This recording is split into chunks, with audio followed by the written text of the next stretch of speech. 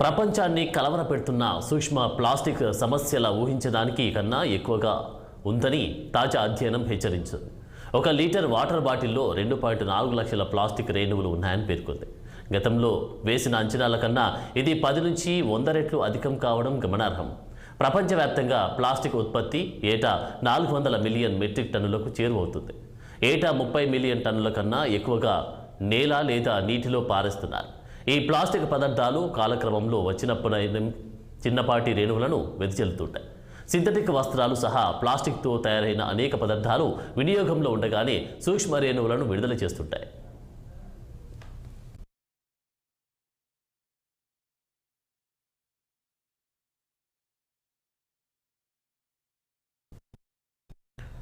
తాజాగా అమెరికాలోని Colombia climate స్కూల్కు చెందిన పలువురు శాస్త్రవేత్తలు వాటర్ బాటిల్స్లో ప్లాస్టిక్ రేణువుల తాకిడిపై పరిశోధన చేశారు. అందులో ఒకేసారి 2 లేజర్లను ప్రయోగించి నిర్దిష్ట రేణువులు ప్రకంపనలకు లోనయ్యేలా చేశారు. ఆ తర్వాత ఆల్గోరిథంల సాయంతో డేటాను విశ్లేషించారు.